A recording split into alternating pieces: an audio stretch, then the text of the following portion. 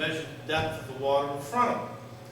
A mark was a distance of 6 feet, which was designated on a rope by knots. Dropped into the water with a weight. When it hit bottom, they would count the marks. Twain actually meant twice, so the term Mark Twain meant that it was a depth of 12 feet, excuse me, which is deep enough for the steamboat ships to pass. Oh, and by the way, please turn off your cell phones or any other noise devices. We don't want to disturb the tranquility of tranquility piece of the Garden of Eden. And besides, they didn't have such things at those times. So now for our presentation of the Diaries of Adam and Eve.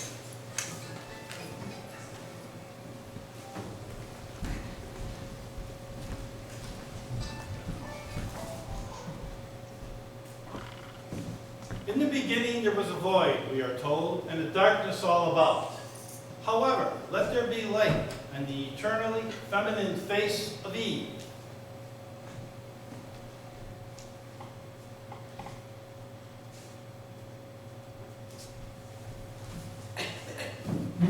And the somewhat worried countenance of Adam, the man in her life, the fellow who started it all.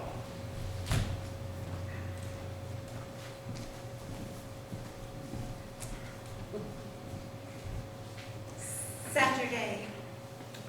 I am almost a whole day old now. I arrived yesterday. Well, that is how it seems to me. And it must be so, for if there was a day before yesterday, I was not there when it happened, or I wouldn't remember it. I feel like an experiment. I feel exactly like an experiment.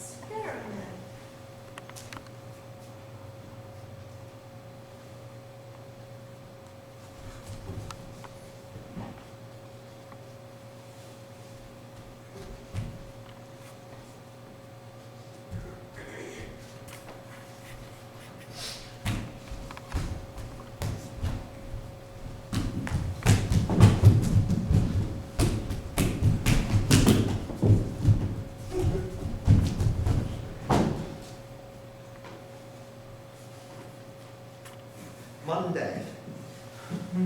The new creature with the long hair is a good deal away. It's always following me about. I wish it would stay with the other animals. I'm not used to company. Cloudy today. Wind in the east. Think we shall have rain. We. Now, where did I get that word from? Oh, now I remember. The new creature uses it. Tuesday. I followed the other experiment around yesterday afternoon at a distance to see what it might be for, if I could. But I was not able to make it out. I think it is a man. I had never seen a man, but it looked like one, and I feel that must be what it is. I realized I feel more curiosity about it than any of the other reptiles. It has no hips. It tapers like a carrot. And when it stands, it spreads itself out like a derrick. Like, perhaps it is architecture. I was afraid of it at first and started to run every time it turned around, for I thought it meant to chase me. And by I found out that it was only trying to get away. And after that, I was not afraid anymore, but I tracked it along several hours, about 20 yards behind it, which seemed to make it nervous and unhappy. At least, it was a good deal worried and climbed a tree. I waited for a while, and then I went home.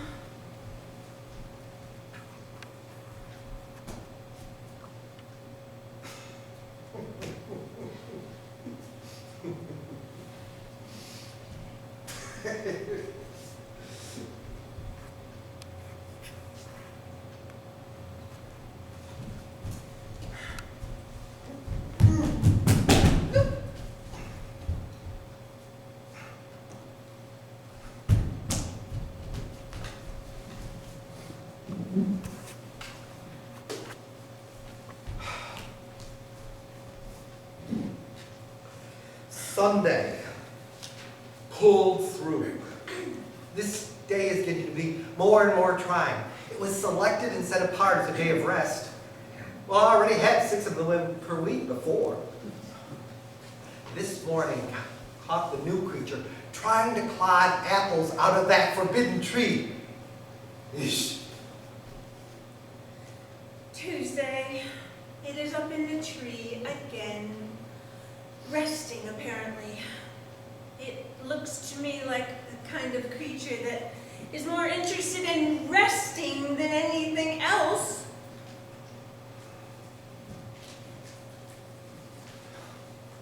Sunday.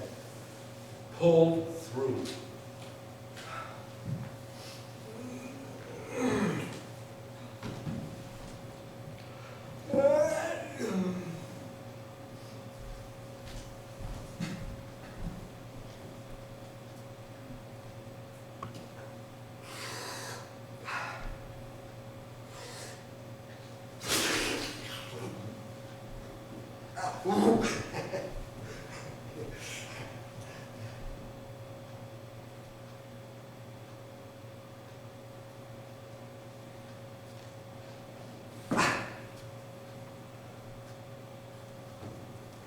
Oh, damn you! Oh. No,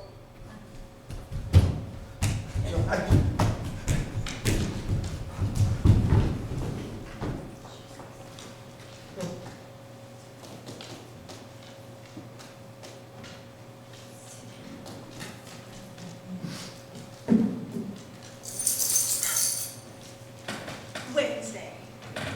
It has low tastes and is not kind. When I went there earlier this evening in the gloaming, it had crept down from the tree and was trying to catch those little speckled fishes that play in the pool. And I had to clod it to make it leave them alone. One of the clods stood in the back of the ear, and it used language. It gave me a thrill, for I had never heard speech except my own. I didn't understand the words, but it had expression. When I found out it could talk, I felt a new interest in it. For I love to talk. I love to talk more than anything else, and I talk all the time, sometimes even in my sleep. Wednesday. I wish it would not talk. It's always talking right at my shoulder, right at my ear. I am used to sounds that are more or less distant from me. Next Sunday. All week, I tagged around after him and tried to get acquainted. I had to do all the talking because it was shy, but I didn't mind it. He seemed pleased to have me around, and I used the sociable we a great deal because it seemed to flatter him to be included.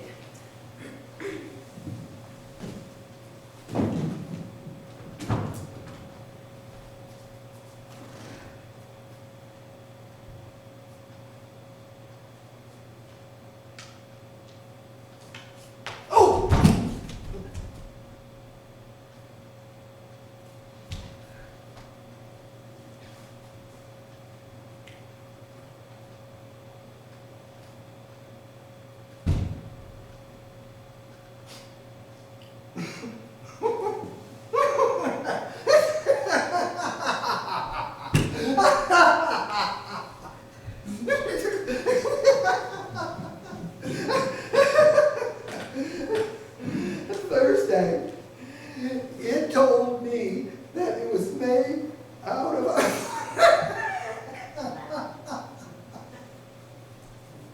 a rib taken from my body. That is at least doubtful. I have not missed any rib.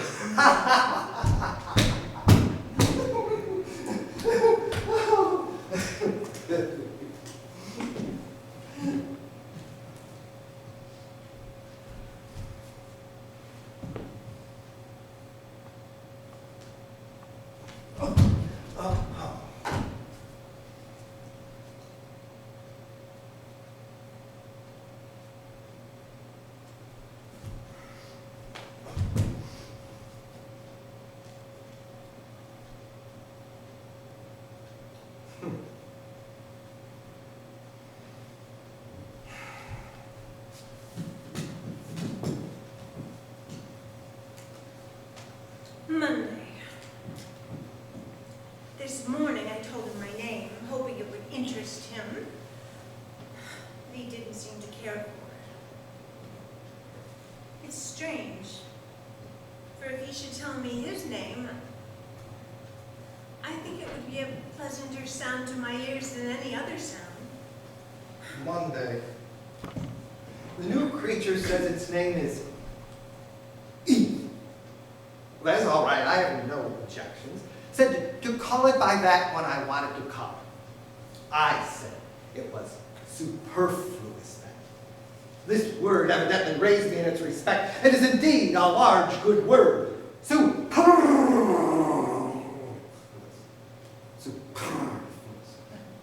Superfluous.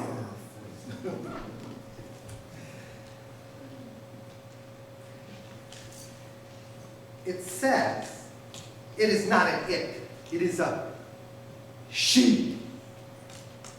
Well, this is highly doubtful. It is all one to me. What she is she would go by herself and not talk.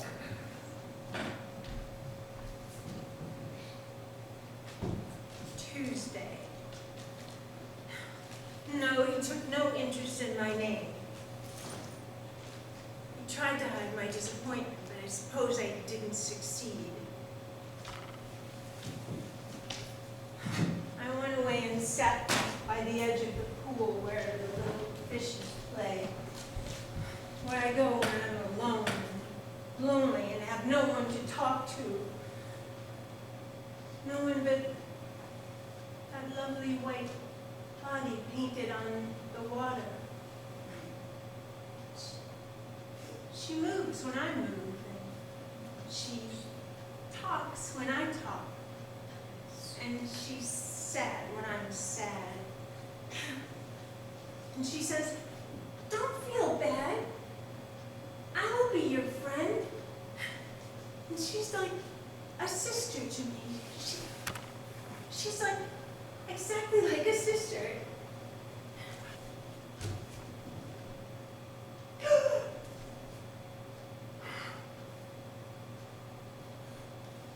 Oh, and that was the first time she forsook me. And the loneliness was so unbearable that my heart hurt inside me, and I put my hands over my face. But then, when I looked out again, she was back.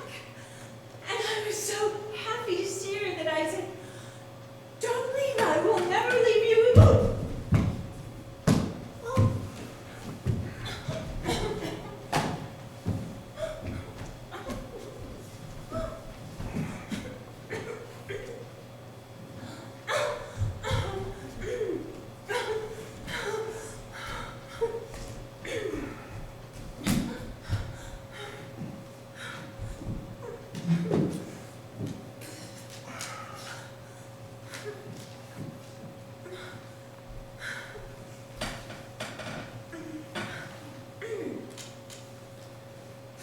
Someday, hold through.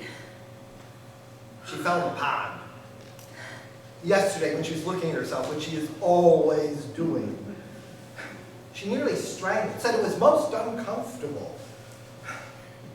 That made her feel sorry for the little creatures that live there, which she calls fish.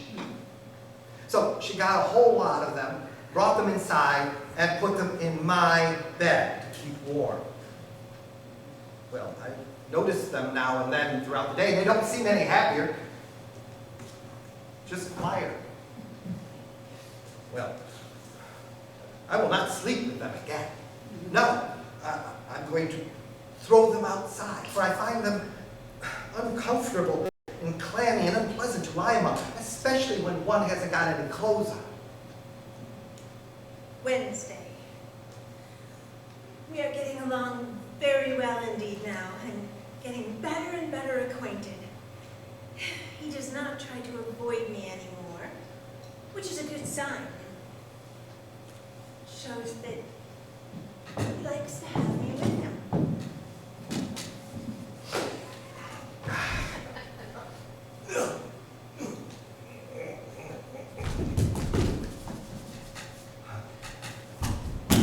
I'm just gonna, but I,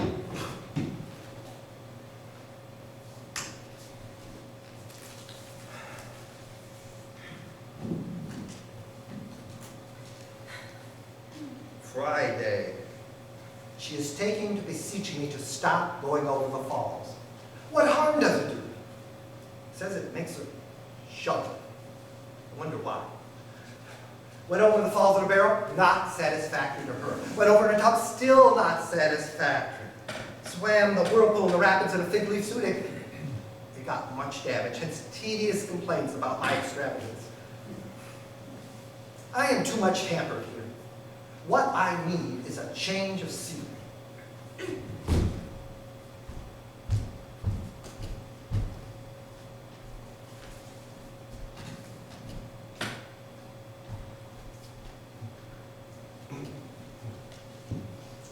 Cockroach. Giraffe. Cockroach. Giraffe.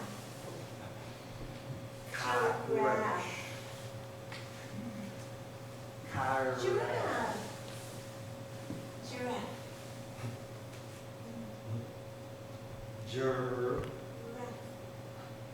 Giraffe.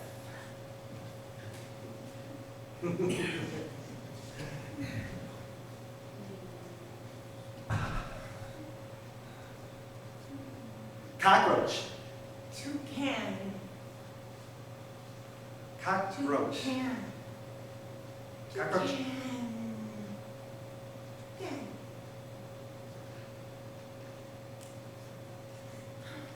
Two. Cat.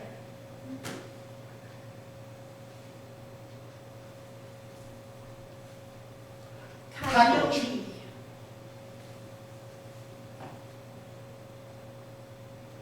Cockroach. Coyote.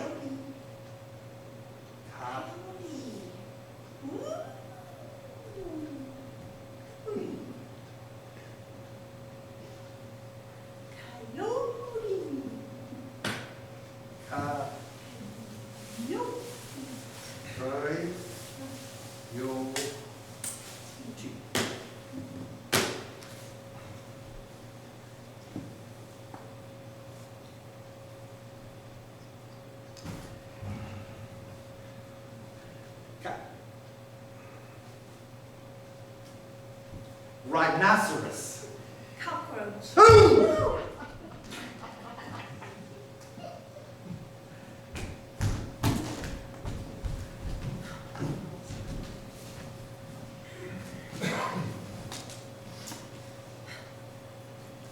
During the last day or two, I have taken all of the work of naming things off his hands, and this has been a great relief to him, for he has no gift in that line, and is evidently very grateful. He can't think of a rational name to save him, but I do not let on that I'm aware of his defect. Whenever a new creature comes along, I name it before he has a chance to expose himself with an awkward silence. The minute I set eyes on any animal, I know what it is.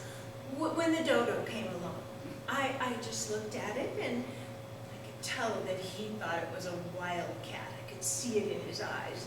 So I just spoke up very casually, and not as if I was trying to impart any information, and I said, well, I do declare there isn't a dodo. Wednesday, I get no chance to name anything myself. The new creature names everything in before I can even get in a protest. Always the same pretext as often. It looks like that thing. I had a very good name for the estate here. It was musical and pretty. The Garden of Eden. The new creature says, no, it's all woods and rocks and scenery. It has no resemblance to a garden. No, it looks like a park. Yes, it looks like nothing else but a park. So consequently, without consulting me, it has been new named Niagara Falls Park. Already there's a sign up, keep off the grass. And there is the dodo, for instance. Says that the instant one looks at it, one sees at a glance that it looks like a dodo. Dodo looks no more like a dodo than I do.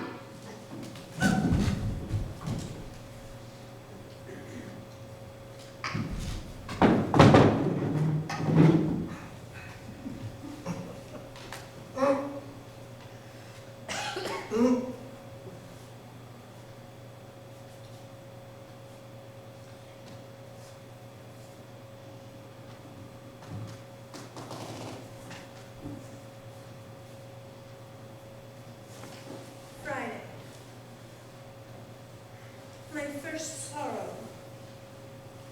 Yesterday he avoided me and seemed to wish I would not talk to him.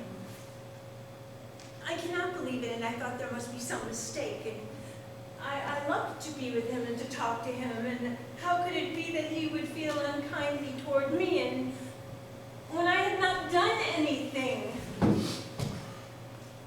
But at last it seemed to me to be true, so I went away to the place and sat lonely where we were first made that morning when I first saw him, and I was indifferent to him. But now it was a mournful place, and everything that I saw reminded me of him. My heart was very sore, and I did not experience it before, and it was all a mystery, and I could not make it out. But then when night came, I couldn't bear the lonesomeness anymore, so I went back to the shelter that he had built to ask what I had done and what I could do to make it better. And when I had not done anything wrong, but he put me out in the rain, and that was my first sorrow.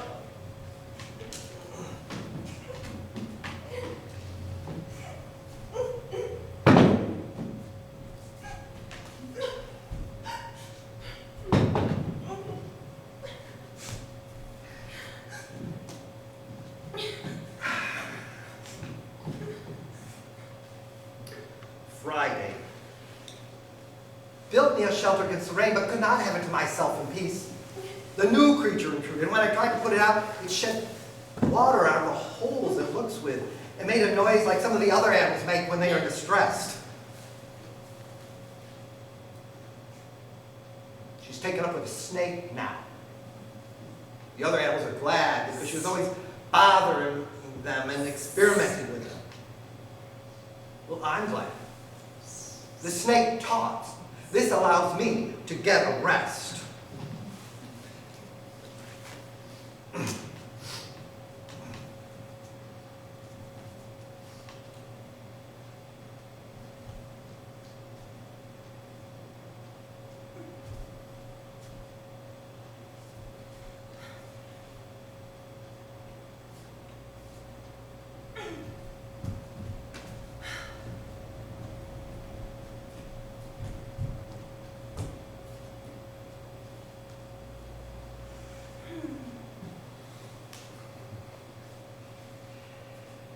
Perhaps I can get an apple from the tree, and that will make him happy.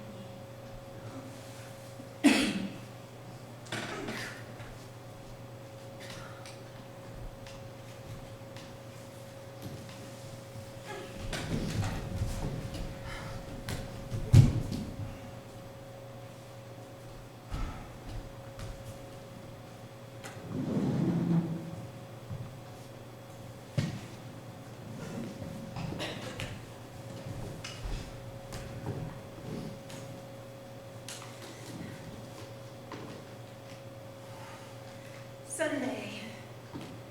It is pleasant now, and I am happy. Those were very heavy days. I do not like to think of them if I can help it.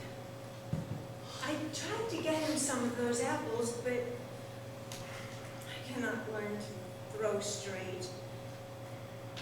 I failed, but I think the good intention pleased him.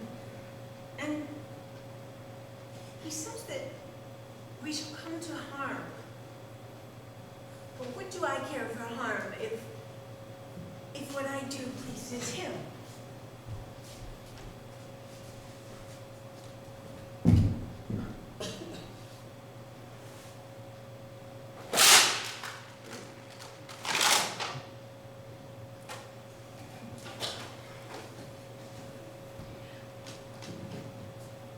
Wednesday, when I was riding through a flowery plain where thousands of animals were eating, sleeping, and playing with each other according to what?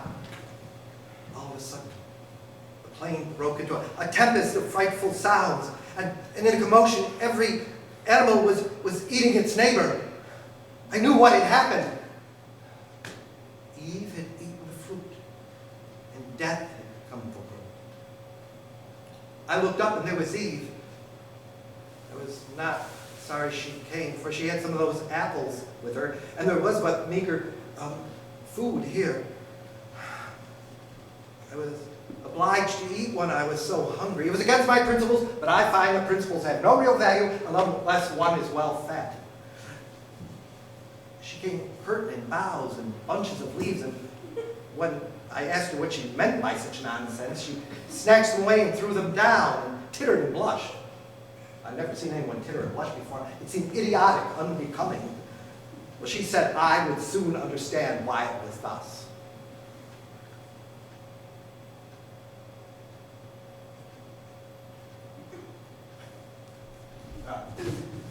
This was true. I laid down the apple half-eaten, certainly one of the best ones I had seen considering the lateness of the season, and spoke to her with some severity and ordered her to go get some more branches and cover herself. Well, afterwards we crept down where the wild beast battle had been, and we gathered together some skins, and I had her patch together a couple of suits proper for public occasion. They were uncomfortable, but stylish, and that is the main purpose of clothes.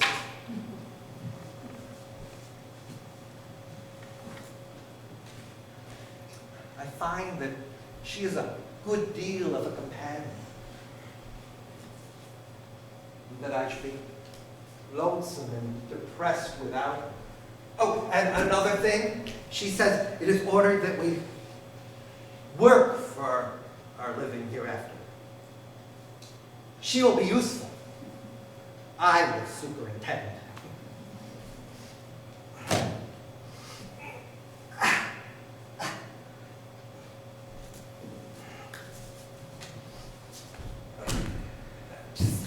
Just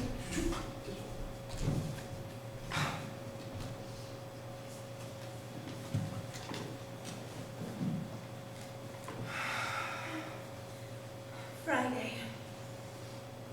I tried once more to persuade him to stop going over the falls. That is because the fire which I recently discovered had revealed to me a new passion, quite new and distinctly different from the love, the grief, and those others which I already had discovered. Fear. And it is terrible. Friday. Perhaps I ought to remember that she is very young, a mere girl, and make allowances. She is all interest and eagerness and vivacity. The world to her is a mystery, a charm, a joy. And she cannot speak for delight when she finds a new flower. No, she must pet it and caress it and pour out endearing names upon it. And she is color mad. Brown rocks, yellow sand, gray moss, green foliage, blue sky, the pearl of the dawn. Well, none of them have any practical value as far as I can see. But she sees them and she loses her mind over them. If she could but keep still for a couple of moments at a time, I think I could enjoy looking at her. Yes, I'm quite sure I could. For I am coming to realize that she is a remarkably comely creature. Lithe, slender, trim, rounded, shapely, and once when I saw her standing on a rock, marble white and sun-drenched, and with her hand shading her eyes, watching the flight of a bird in the sky, I recognized that she was beautiful.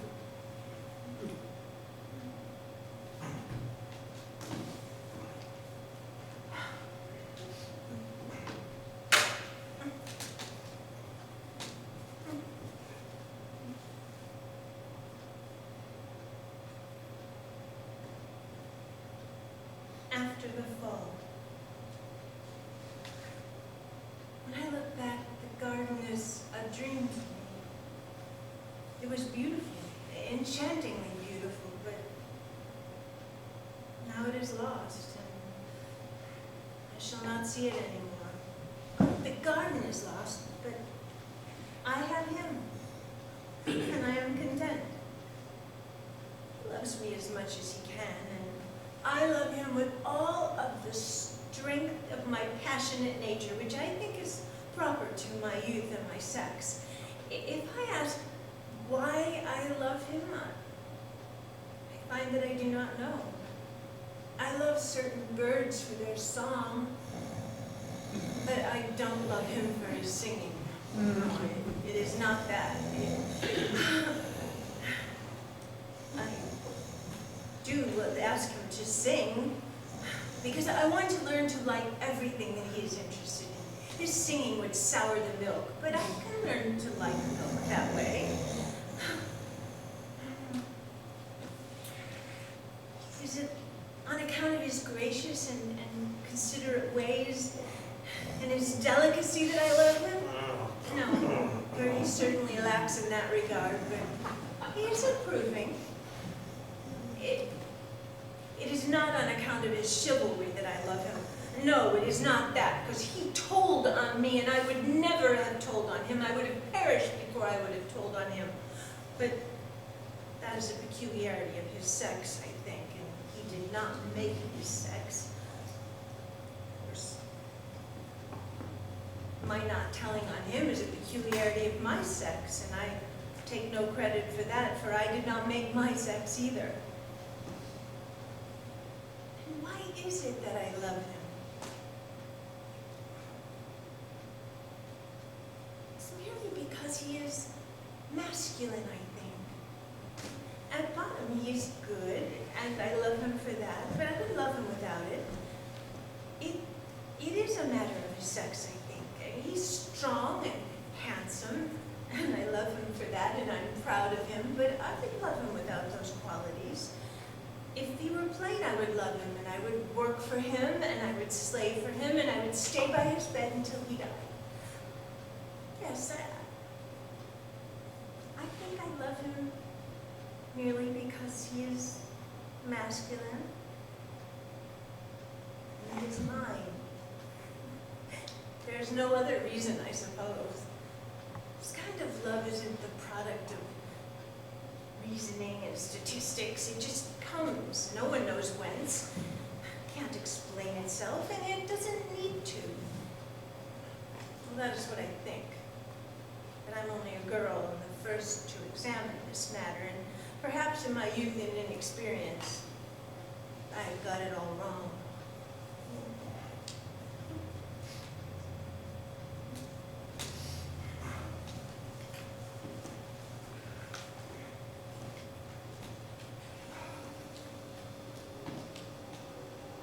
Ten years later. After all these years, I see that I was mistaken about even the beginning. It is better to live outside the garden with her than inside without her. At first, I thought she talked too much. But now I should be sorry to have that voice fall silent and out of my life forever. Blessed be the goodness of her heart and the sweetness of her spirit.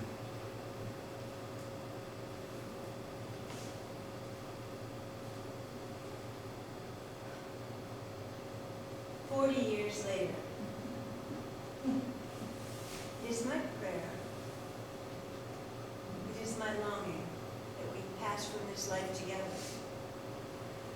A longing which shall never perish from the earth, but will have a place in the heart of every wife until the end of time, and it should be called by my name. But if one of us must go first, then I pray that it be me. He's strong and I'm weak, and I am not so important to him as he is to me. Life without him would not be life. And how could I endure it? This prayer is also immortal and will not cease from being offered up while my race continues. I am the first wife, and in the last wife, will be repeated.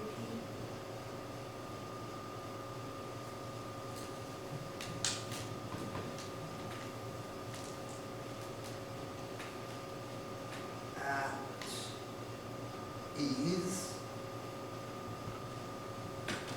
grave,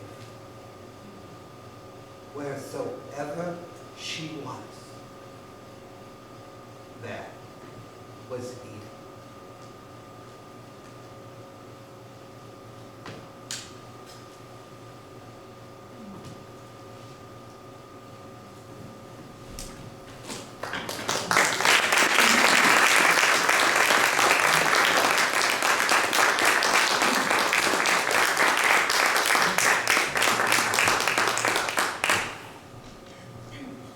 Now for another Mark Twain reflection upon marriage. Takes two fractional lives and makes it whole. It gives two purposeless lives of work, and it doubles the strength of each to perform it. Two people who understand little understanding in life, And gives new gladness to the sunshine. and new fragrance to the flowers, and new beauty to the earth. And adds a new mystery to life.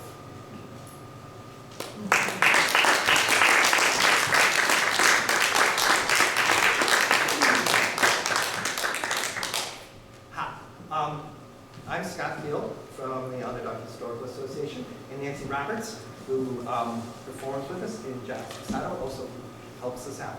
And what I have here, now with the Historical Association, we do things that have to do with Central New York. When you think of Mark Twain, you don't think of Central New York, but he did have a connection to New York State.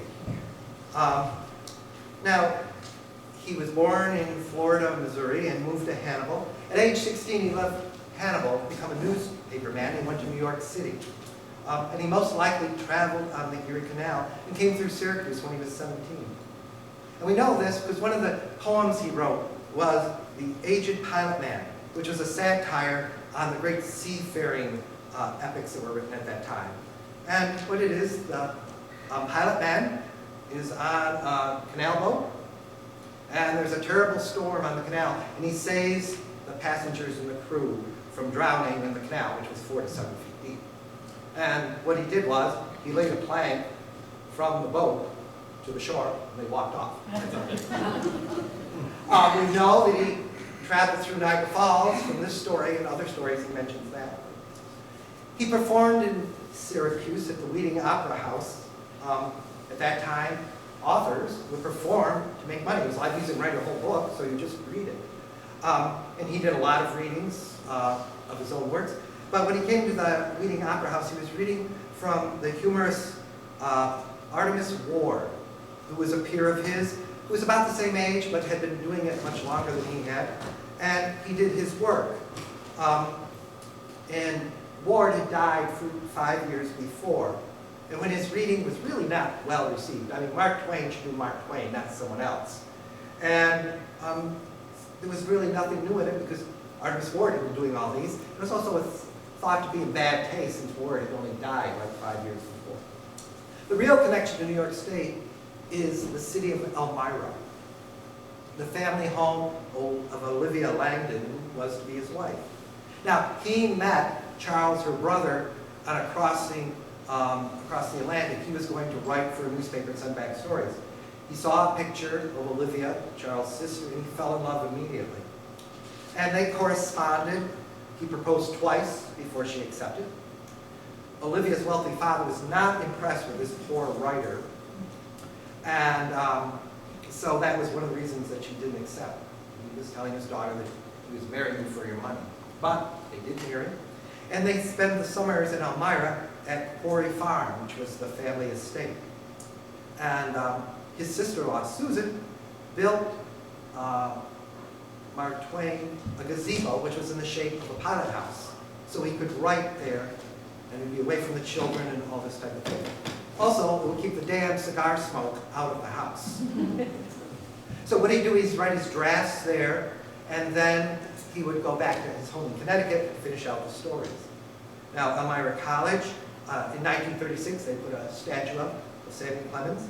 In 1952, they moved the gazebo to the campus from the Quarry Farms. In 1983, the Center for Mark Twain Studies was created, where they do research. They're still finding articles he wrote, because he wrote for so many newspapers across the whole country. And they have performances, readings. You can go there for information. Actually, some of the information I got here came from there. In 2008, the statue of Olivia, when she was a student there, was put up. with her 28-inch waist. And the family is buried in the family plot in Elmira. And now, a little bit about the story we did, Diaries of Adam and Eve.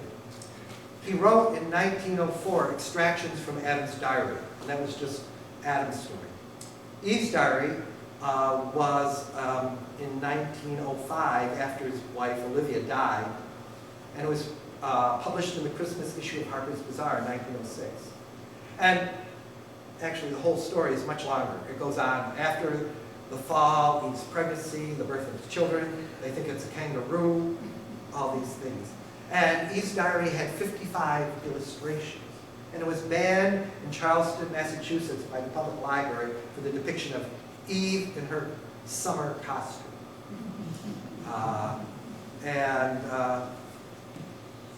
Mark Twain said to this that the action of the Charleston Library was not of the least interest to him. And the inscription was, "Clothes make the man, but they do not improve the woman." And the stories appeared in anthologies separately in the 1920s. And then 1950s, 1960s was put into theatrical pieces and a musical. 1966 was part of a series of one acts, The Apple Tree, which Ellen Alda starred in. And it was adapted by David Burney and his wife then, Meredith Baxter Burney. And actually this version of it came from the late 1970s. Rosalind Kramer, who was the artistic director of the theater company, Theater of Youth Company in Buffalo, which would go out and perform things, which I was a part of. She wrote this version, which is a short down version, and that's where I first performed. So now if I could bring Nancy and John back. Now, if you're ever at a party, you know, and you're looking for conversation, Mark Twain wrote many words of wisdom and witticism that we're going to share with you, and you can just pour them out and appear very, very witty and intelligent. In the spring, I have counted 136 different kinds of weather within 24 hours. Age is an issue of mind over matter. If you don't mind, it doesn't matter. Part of the secret of success in life is to eat what you like and let the food fight it out inside. The finest clothing is a person's own skin. But of course, society demands something more than this. The first day of April is the first day we remember what we are the other 364 days of the year. April Fool's Day. Mother had a great deal of trouble with me, but I think she enjoyed it. When in doubt, tell the truth. I was gratified to be able to answer the question promptly when I was asked. I said I didn't know. I didn't attend the funeral, but I sent a nice letter saying I approved of it. A man who carries a cat by the tail learns a lesson he can learn no other way.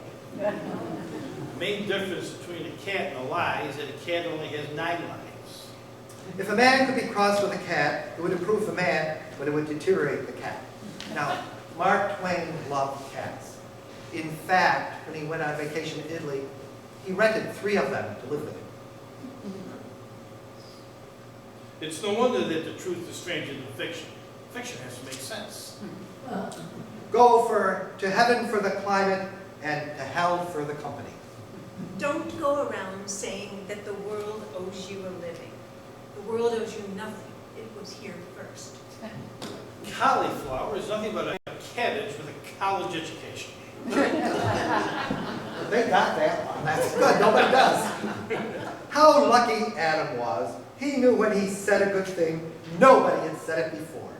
Except maybe Eve. Suppose you were an idiot. And suppose you were a member of Congress. But I repeat myself. I have been complimented many times, and they always embarrass me. I always feel that they have not said enough. Nothing needs so reforming as other people's bad habits. When angry, come to fore. When very angry, swear. When your friends begin to flatter you on how young you look, it's a sure sign that you're getting old. I don't like to commit myself about heaven and hell, you see. I have friends in both places. She was not quite what you would call refined. She was not quite what you would call unrefined. She was the kind of person who keeps a parrot. Man was made at the end of the week's work, when God was tired. By the way, they're not making any more of it. Wrinkles should merely indicate where a smile has been. I came in with Halley's Comet in 1835, and I expect to go out with it. It will be a great disappointment of my life if I don't go out with Halley's Comet. The Almighty has said, no doubt. Now here are these two unaccountable freaks. They come in together, and they must go out together. Now, Samuel Clemens was born soon after Halley's Comet passed closest to the Earth in 1835. He died April 21st, 1910, at the age of 74, a day after Halley's Comet passed again near the Earth. And our one last comment, and actually I had it on a note card because somebody sent it to me. I dropped the card. But this is the gist of it. If you believe someone has done you an injustice, do not let it trouble you. Just wait for an appropriate opportunity and hit them with a brick. Thank you.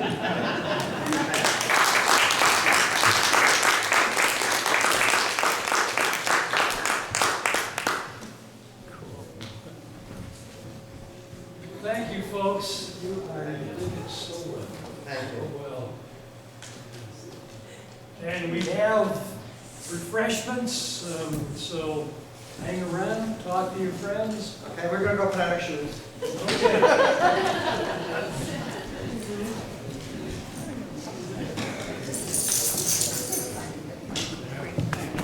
Give me about Monday, Tuesday. Call Karen. It's going to be like